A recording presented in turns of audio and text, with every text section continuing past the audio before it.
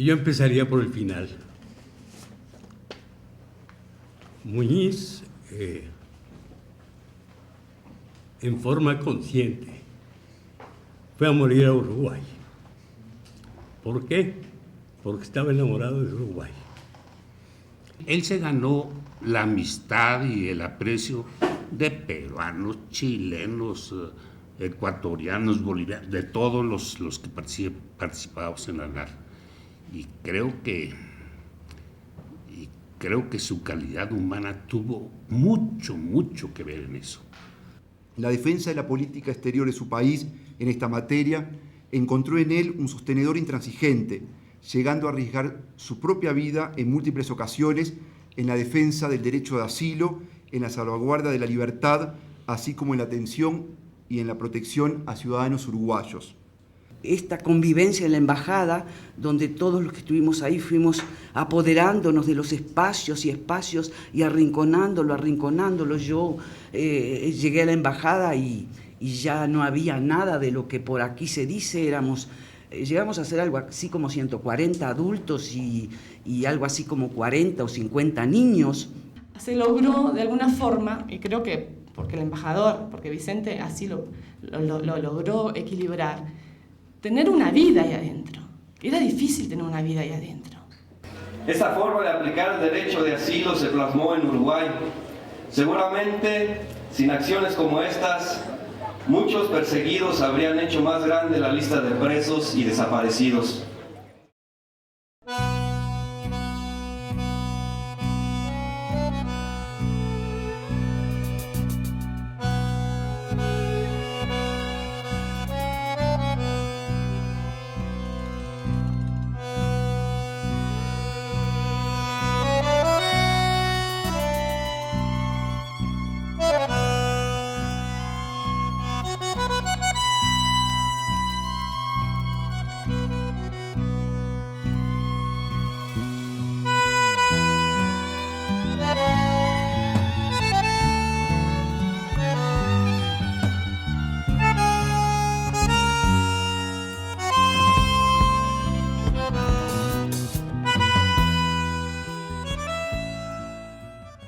El 27 de junio, aniversario del golpe de Estado, se instaló un monolito con una placa recordatoria realmente hermosísimo en Montevideo.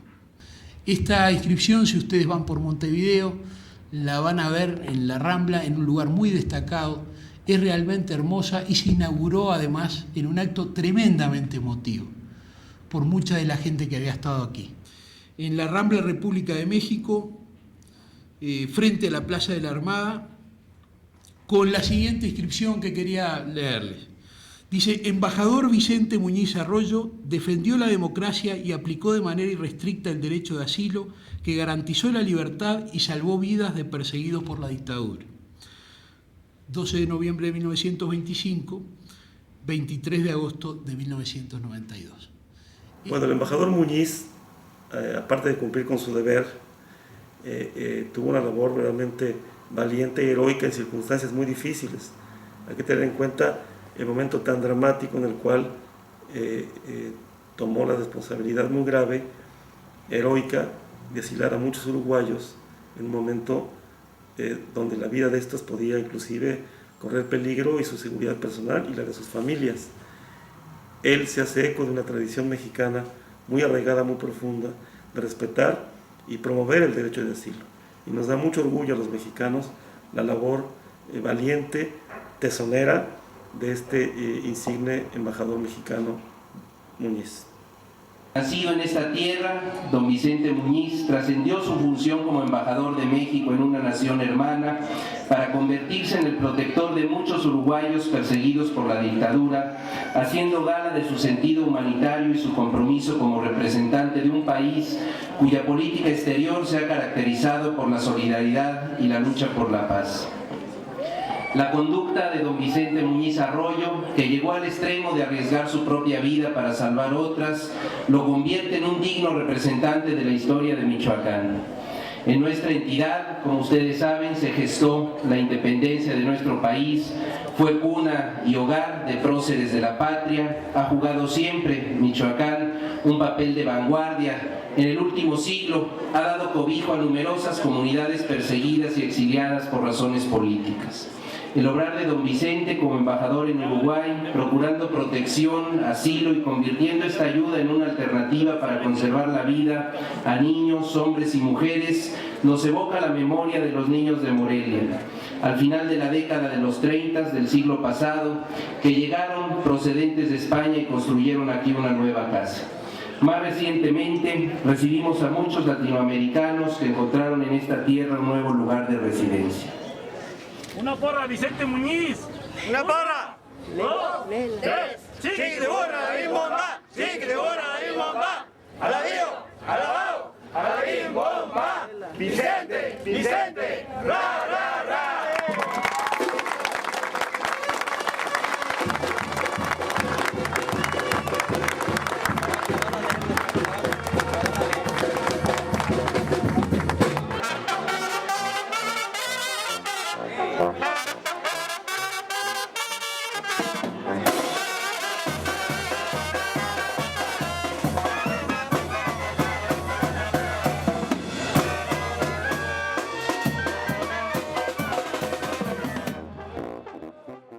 Por ejemplo, mi hermano Vicente lleva el apellido y el nombre de mi abuelo, Vicente Muñiz Aguilar, era mi abuelo. Y mi hermano Vicente, como fue el primer nieto, entonces le pusieron Vicente Muñiz Arroyo, que era mi madre.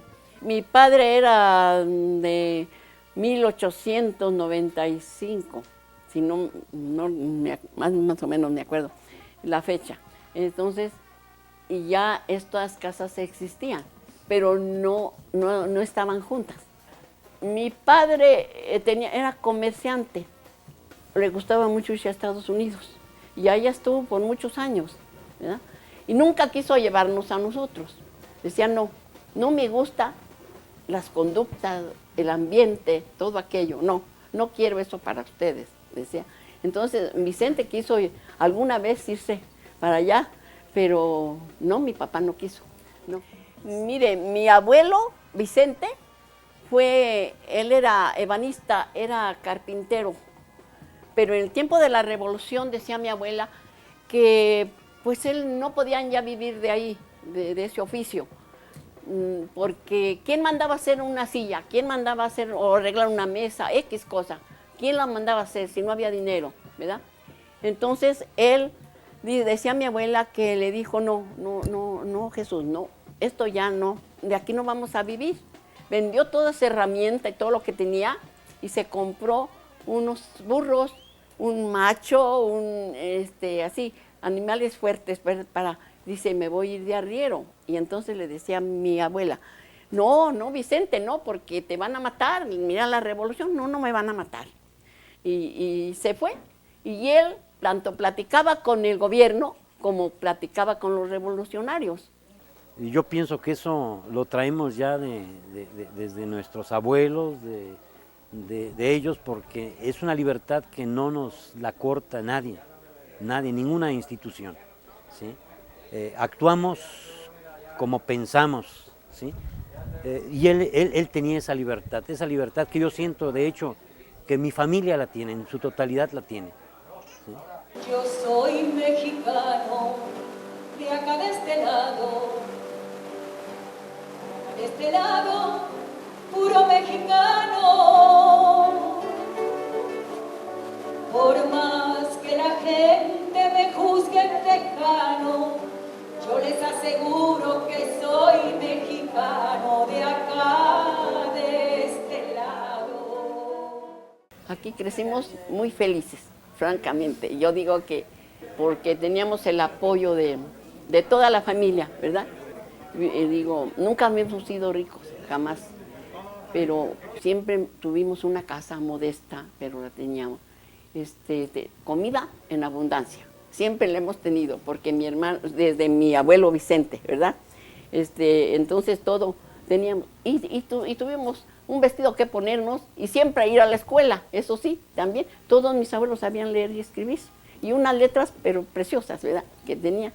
Le digo que algo que siempre admiré de él, que pues ellos en su pueblo pues, muy humilde, una familia pues, muy humilde. Entonces él se viene para acá y él solo se abre paso, pues. Muere su madre, su papá vivía en Estados Unidos. Cuando él ya pudo traerse a su familia, él se los trajo, a sus hermanos.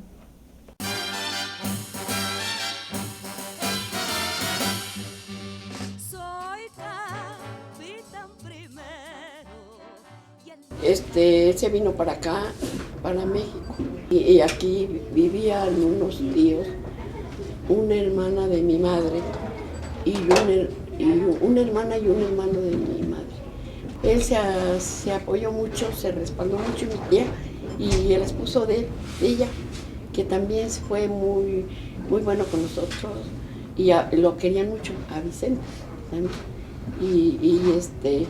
Él estuvo un tiempo, vivió con ellos, pero después ya se separó y ya él vivía solo. Aquí hizo la secundaria y la preparatoria y su carrera de economista. Él trabajaba en la universidad, era maestro de la universidad, era funcionario de Hacienda, ¿sí? Ya al poco tiempo fue precisamente cuando se fue al Uruguay. ¿Sí? Nosotros conocimos a don Vicente muy intensa en un aspecto relacionado con el comercio latinoamericano. Y quiero mencionar, yo creo que es oportuno porque quizás es un tema que no hemos hecho suficiente referencia al papel que desempeñó don Vicente, no tanto en su papel de asilo, ni su papel como embajador, sino su papel como negociador del gobierno de México y en aspectos comerciales, y su papel en un tratado que se suscribió con la República Oriental del Uruguay, que ahora reviste la mayor importancia, y su participación en este tratado permitió confeccionar un acuerdo moderno y que en aquellos tiempos rebasaba totalmente los esquemas que prevalecían en América Latina. Él me decía que había que apoyar a esos países. Él era de la idea también de que debería de haberse logrado un fondo, es decir, algo así como lo que hay en la Unión Europea, una economía global entre los países latinoamericanos. Vicente Muñiz no era del Servicio Exterior Mexicano, él fue invitado a ser embajador por el presidente Echeverría, pero ojalá todos nosotros, embajadores o funcionarios del Servicio Exterior, podamos cumplir una poquita cosa de lo que hizo Vicente Muñiz, su vasta experiencia en materia económica y comercial con América Latina. Nadie se imaginó que Vicente Muñiz iba no solamente a cumplir con esa tarea, sino que hizo muchas más cosas en la vida diaria y en el beneficio de los uruguayos.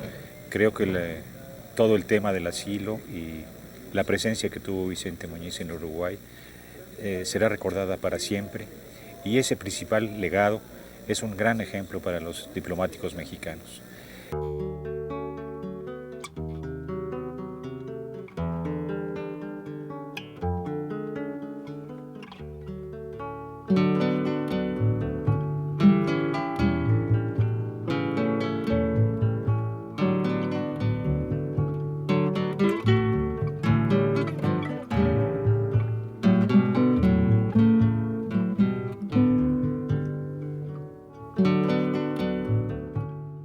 El espacio cultural lo planeamos para darle una presencia a México en el corazón de Montevideo, y no hay mejor nombre que el de Vicente Muñiz Arroyo para recordar su memoria y todo lo que él hizo por las relaciones entre México y el Uruguay. Entonces es el nombre que nos da mucho orgullo y hermana profundamente a mexicanos y uruguayos.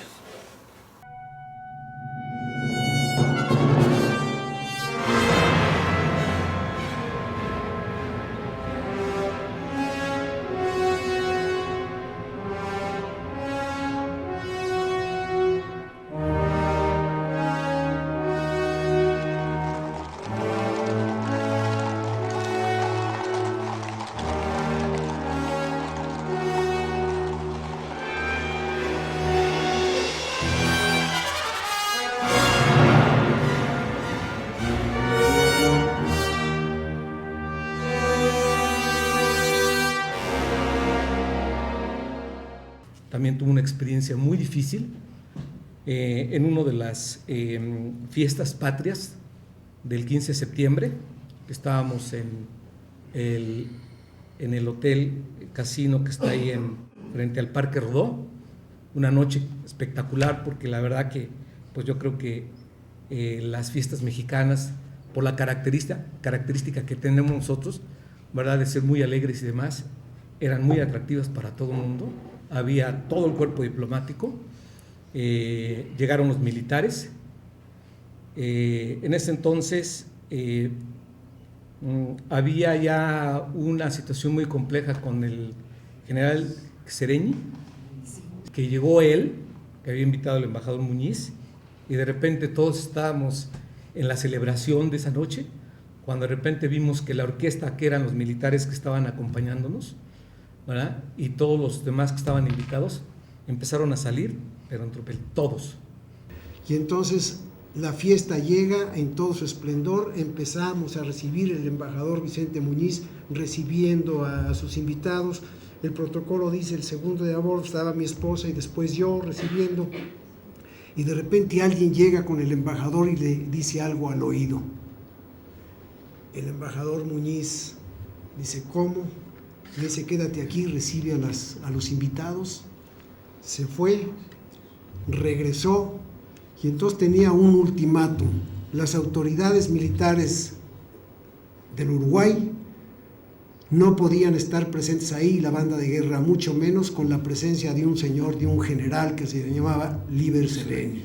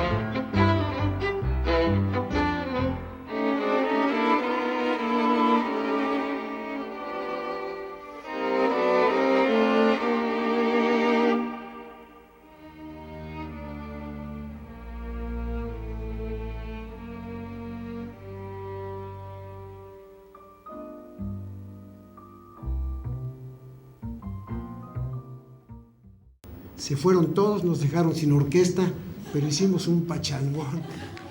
De la noche a la mañana, o sea, me refiero a muy pocas semanas, tuvimos una demanda impresionante precisamente de parte de los uruguayos. Yo creo que sí, en su momento fue difícil para él para precisamente conceptualizar todo lo que es la cuestión de asilo político.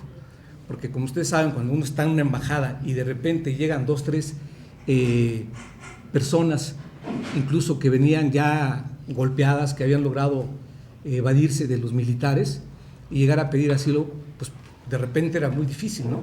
Para nosotros, que yo lo viví en carne propia, ¿verdad?, llegar a abrir mi oficina, estaban tocando con desesperación y empezar a recibir gente. Al principio eran solicitudes escritas, el por qué y por qué motivo se pedía el asilo, y el embajador realmente no, la burocracia que a él se le hacía una solicitud por escrito, la obviaba en muchísimas oportunidades en beneficio de la persona que solicitaba el asilo. Cosa muy muy curiosa era de que le decía, bueno, pues usted si es perseguido político, ¿a quién conoce? Estando la embajada y el consular y la sección consular de la embajada repleta de asilados. No, es que a mí me están persiguiendo, y no, bueno, pero ¿a quién conoce? ¿Por qué? O sea, así lo me persiguen, pero deme un nombre. No, pues no sé, soy perseguido político y solicito asilo diplomático. El valor que tuvo con los militares uruguayos, los militares compañeros, que en un determinado momento los asila, cuando no había cosa peor que para los militares alguien los protegiera. Ellos querían a Cardoso, querían al Milico Martínez, querían al que lo mataron acá en una farmacia, en un asalto, eran Techera, 4 compañeros. Hay trucos que dan memoria que uno ya no se acuerda. Nosotros fuimos a despedir a papá. El embajador organizó una cena con mi mamá, mi hermana y yo para despedir a mi papá que se venía a México. Y mi madre pensaba en aquel entonces que nosotros íbamos a poder permanecer en el Uruguay.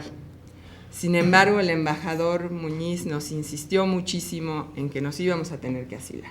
Papá viajó en noviembre para México y nosotras quedamos hasta enero, en que afortunadamente, porque conocíamos a don Vicente, pudimos entrar a la embajada, porque de hecho fue personal de la embajada quien nos avisó a nosotros que teníamos que meternos en la embajada. Ha hecho muchas cosas muy buenas Vicente allá, adentro de la embajada con los asilados políticos, ¿no? Porque me acuerdo una vez que estaba un matrimonio que habían dejado su hija en su casa y lloraban porque querían su hija, pero ya estaban los militares ahí en la casa. Entonces me dijo a mí, dice, esa vez trajo la niña él y trajo unos moños grandes y en el garaje teníamos cajas de las cosas que habían venido de México y que él compraba también, una caja grande de cartón. Le ayudé a meter la niña en la caja y le pusimos una moña y la llevamos cargando hasta la sala, estaban todos ahí y llamó al matrimonio, dice, a ver, destapen el regalo que le traigo, y era su hija. Dijo, fue una emoción para todos. Dijo, porque yo que estaba ahí vi todo eso, como lloraban, como de la alegría, ¿no? De que Vicente recuperó a esa niña. Esas son las cosas de Muñiz, es decir, Muñiz hizo algo más que cumplir el reglamento, porque el reglamento cumplían muchos señores embajadores y señoras embajadoras. No optamos, mi familia, mi esposa y yo, por el asilo político y salimos al exilio hacia la Argentina, camino que tomaron muchos uruguayos perseguidos por la dictadura.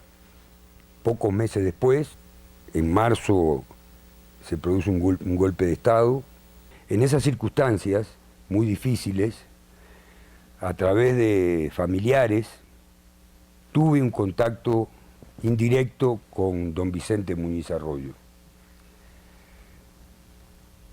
Y don Vicente, a través de esas mismas personas, me manda a decir que puedo deshacer el camino hecho, regresar nuevamente hacia Uruguay por la vía del puente Paysandú-Colón, o en algún punto que yo determinara, y él estaría ahí con su auto esperándome para darnos asilo a mi esposa, a mi hijo y a mí. Y era un gesto de un hombre digno, de un hombre comprometido con la causa de la libertad.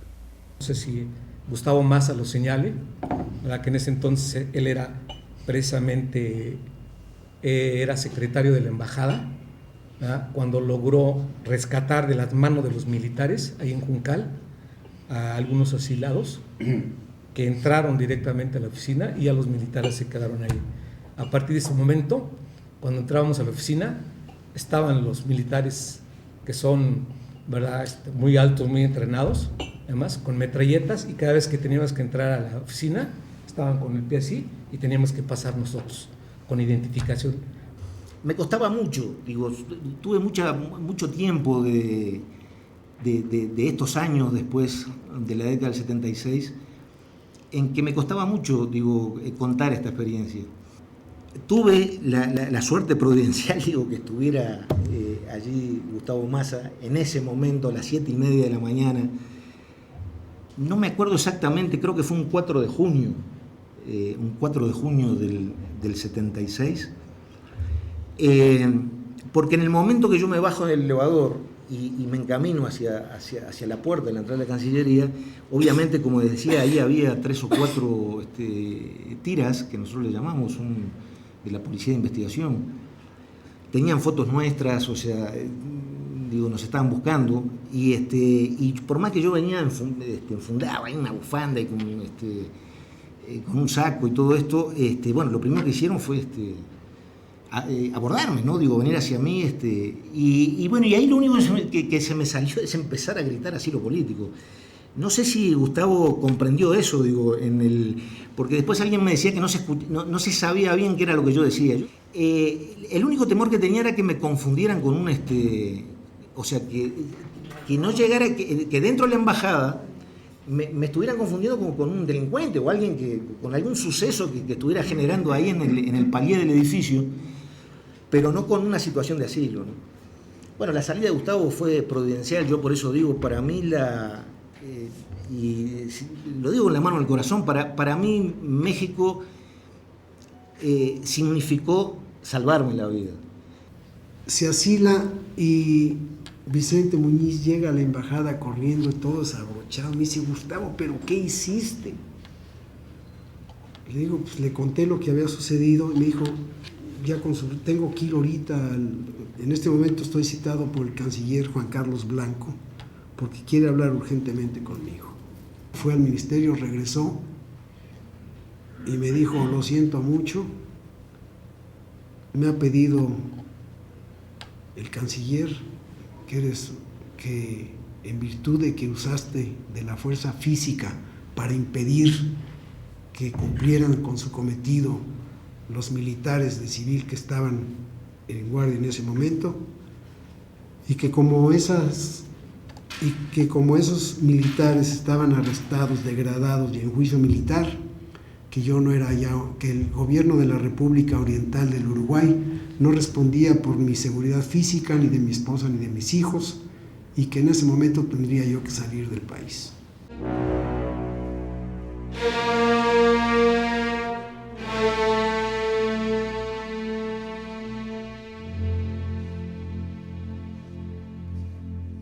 Lo que él hizo fue abrir, porque eso sí lo tengo muy grabado, es abrir los brazos, que a mí se me hicieron como los brazos del mundo, ¿sí? Primero los tipos soltaron enseguida, ¿no? Y él abrir los brazos, que digo, a mí se me hicieron inconmensurables, ¿no?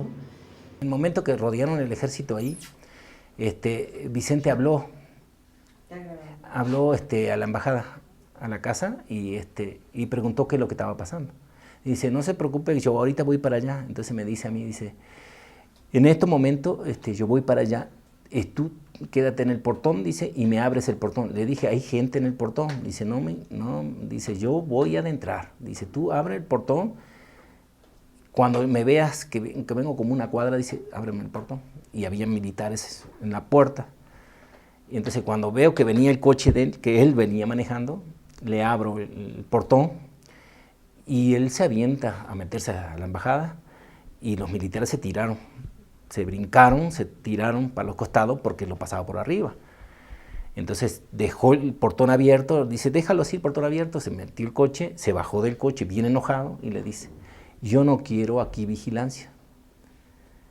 Dice, y ahorita voy a hablar con el protocolo, no sé qué. Detuvieron varias palabras. ¿Quién es el encargado de ustedes, del militar? Que venga a hablar conmigo, por favor, que no quiero aquí en mi puerta, no quiero ni uno del ejército. Entonces sí, no vino nadie, ¿no? Se quedó así, se desparramaron un poquito, ya se metió el embajador, estuvo ahí como unas 2 horas o 3 practicando con los asilados políticos, que se tranquilizaran, que no iba a pasar nada y que todo eso. No pueden violar el domicilio. Pues sí, obviamente sí, generó una situación muy compleja en las relaciones diplomáticas del gobierno uruguayo en ese momento con México. Pasados los años se pueden decir algunas cosas. México no quería romper relaciones diplomáticas con Uruguay. ¿Por qué?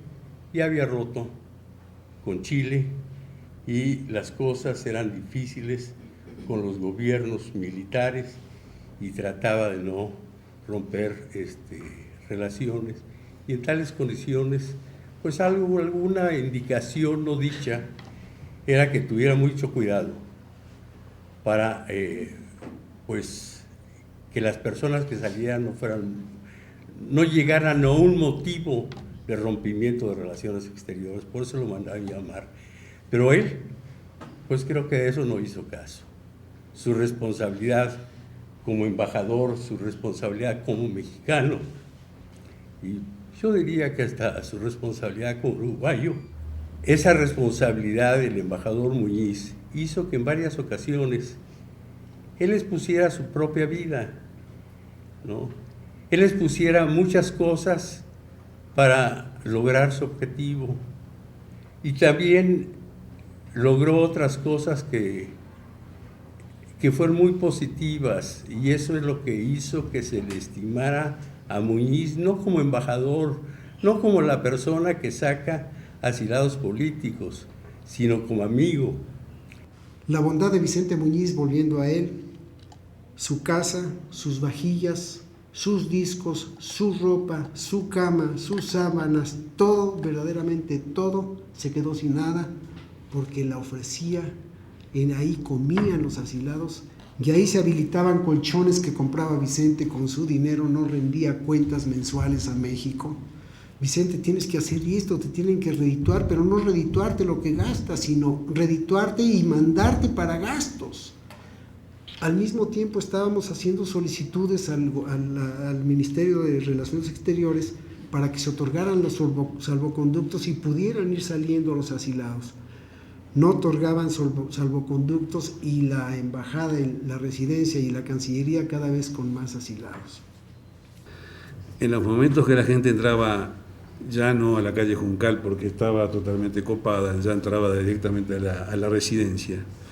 Se buscaban a veces elementos para poder entrar. Imagínense una residencia en un barrio residencial, pero rodeada por el ejército. Entonces no era fácil saltar el cerco, Mario. Y entonces había mucha gente que se las ingeniaba de las formas más increíbles para poder llegar.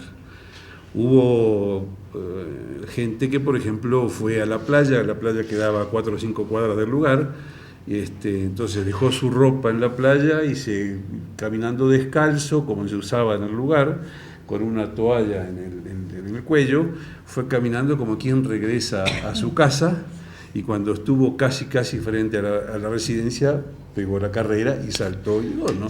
Entonces imagínense, esa persona no iba a llegar en short a México, ¿verdad? Entonces don Muñiz se encargaba de surtirlo, de darle su ropa, y si no tenía su ropa, supongo yo que buscaría recursos. Era increíble los recursos que tenía. Se puede imaginar vivir una persona, o lo que vivíamos ahí adentro, 150 adultos y 60 niños.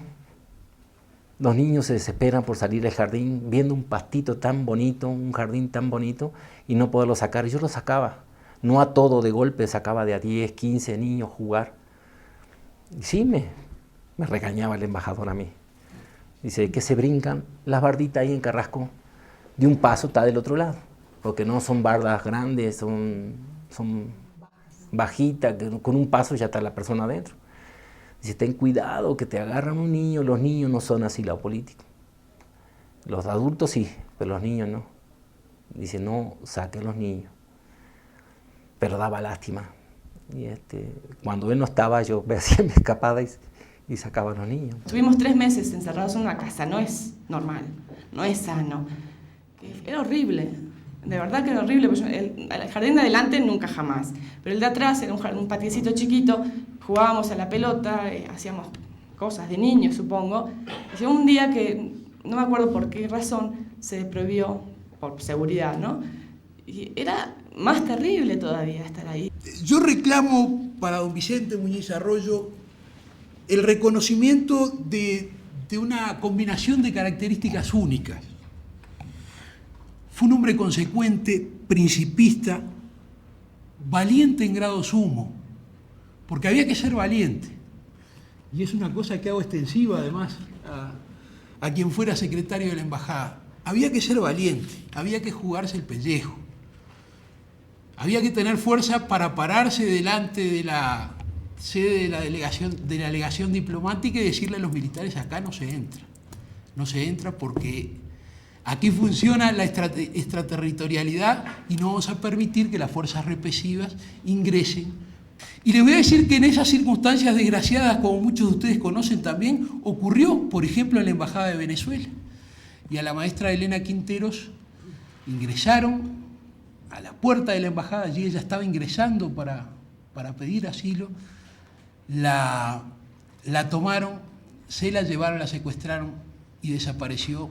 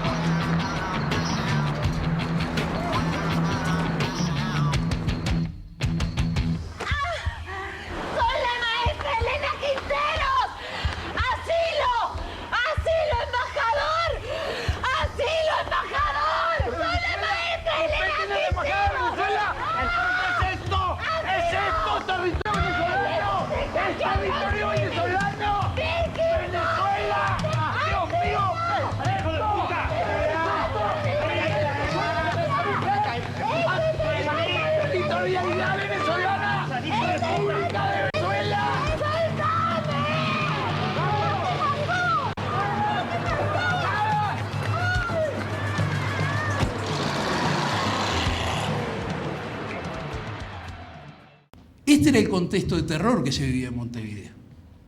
La tensión no era tanto con los diplomáticos o con la gente que trabajábamos ahí, sino con la misma gente que se iba, ¿no? Que podían, es lo que yo sentía, ¿no? Que podían retener los vehículos en la calle y bajarlos y quitarlos a todos, ¿no? Porque era mucho la tensión, iba resguardado también con diplomáticos y todo eso, pero podía haber alguna desviación porque venían muchos coches y se iban al aeropuerto, que estaba cerca de ahí de todas maneras, pero siempre con el temor, ¿no? Que podían detener.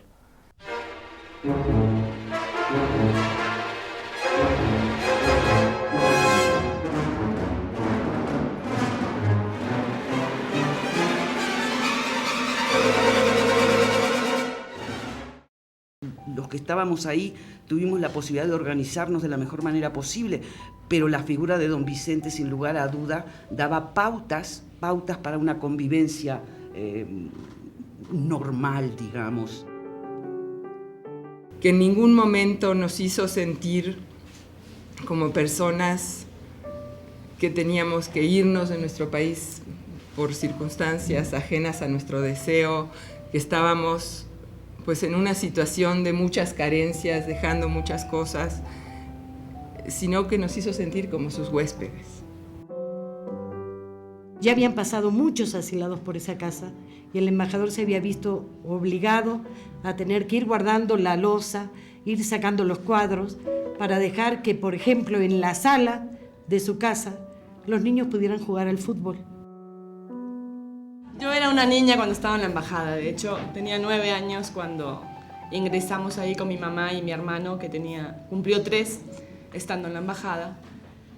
Un recuerdo que siempre lo guardé y siempre me llamó la atención y hasta tengo una foto del embajador.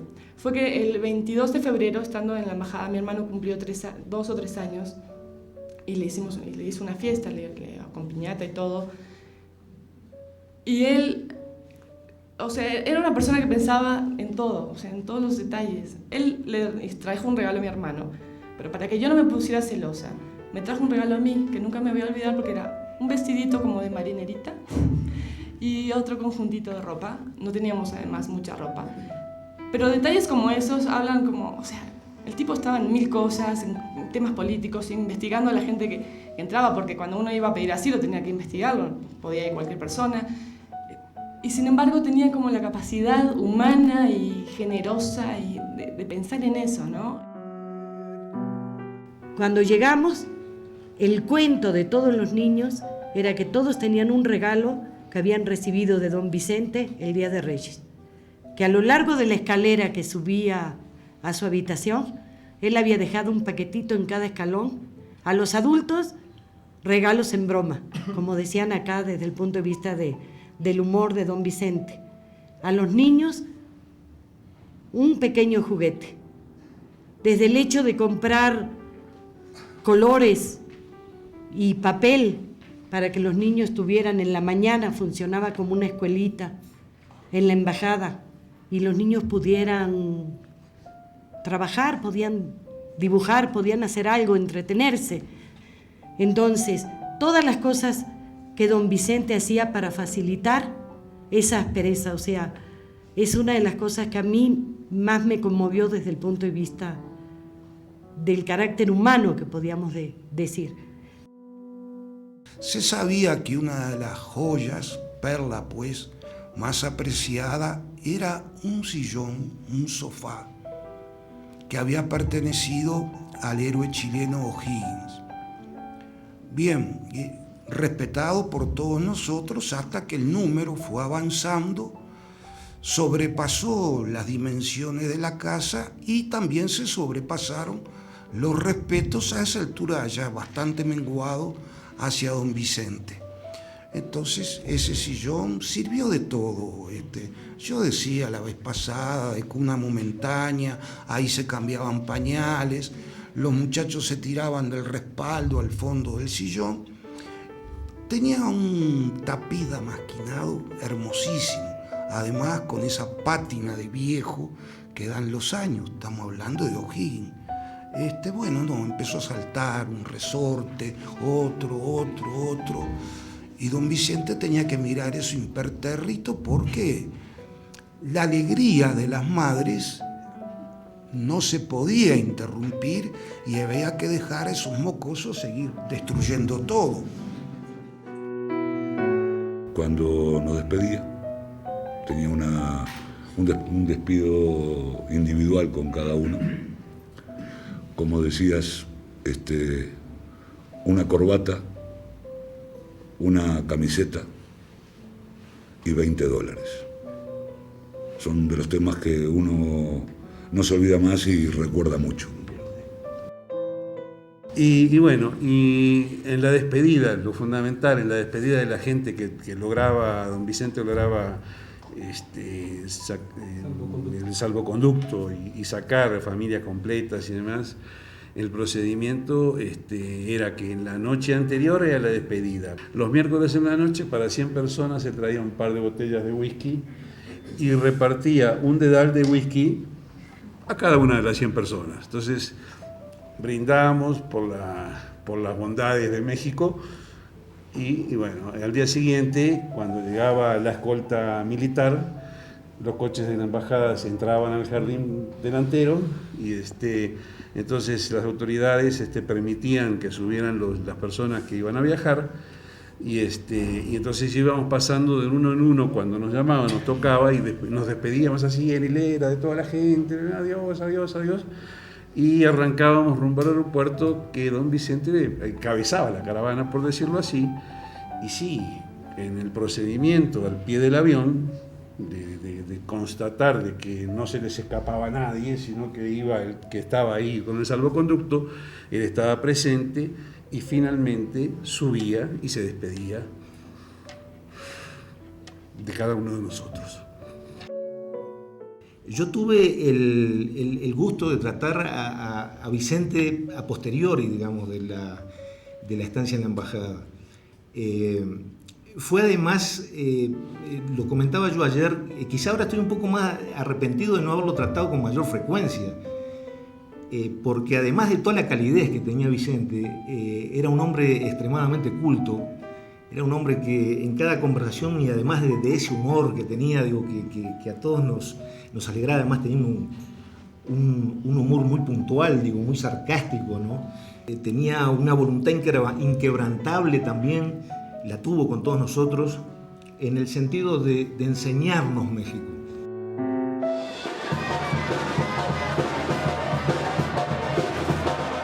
todo lo grande que hizo él en Uruguay de defender a todas esas personas, niños, gente desamparada, que él les dio su apoyo mucho, muy valioso, que el pueblo, las personas que tenían pues más comprensión, que ven lo bueno por el lado amable de la atención que les prestó a esas personas, a niños, a señoras, a personas mayores, que él les puso su vida por salvar a esas personas.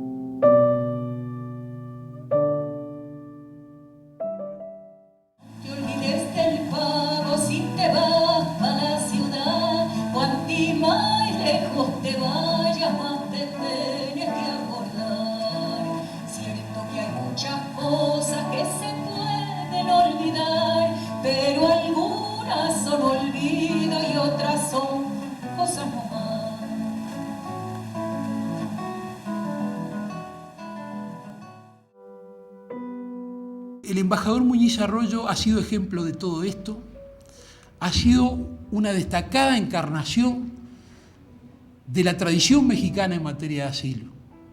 Si alguien tuviera que decir, bueno, ¿quién es la persona que personifica este tipo de valores, esta defensa irreductible, irrenunciable de los derechos humanos, esta valentía personal para hacer frente a este tipo de adversidades?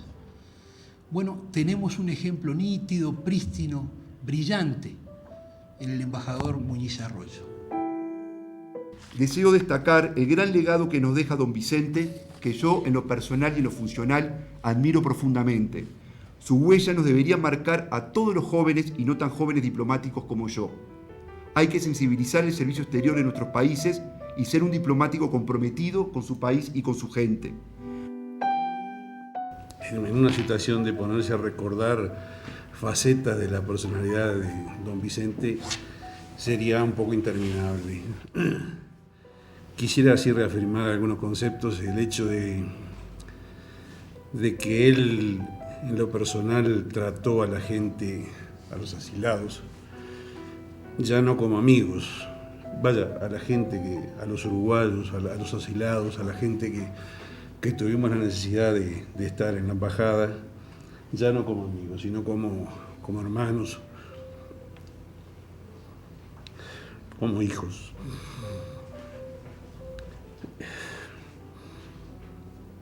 Como familiares cercanos. Anda por ahí, qué curioso, ¿no? Anda por ahí un busto de don Vicente. Hay opiniones y todas giran en torno a dónde mejor ponerlo. Yo voy a dar una opinión. Me gustaría a mí en lo personal que fuera un lugar que en el día hubiera pájaros, si es posible voces de niños, si no bullicio. Y en la noche tranquilidad. Y si hay tranquilidad en la noche y en el día pasa eso, yo les prometo a todos ustedes que voy a ir en la noche. Cuando la noche es más alta, cuando a pesar de los incrédulos se aparecen sortilegios, se forman conjuros, hay magia. Y voy a entablar un diálogo con don Vicente, tal vez el mismo de siempre. Me parece que él me va a decir, oye Luis Alberto, me dijeron que tú le echabas agua a las botellas de tequila. ¿Cómo cree, embajador? Y así me seguiría diciendo, en ese diálogo, no imaginario se va a producir. Hasta que, como todas las noches, bueno, me retiro. Que descanse, embajador. y la voz grave del bronce, estoy seguro, me va a decir gracias.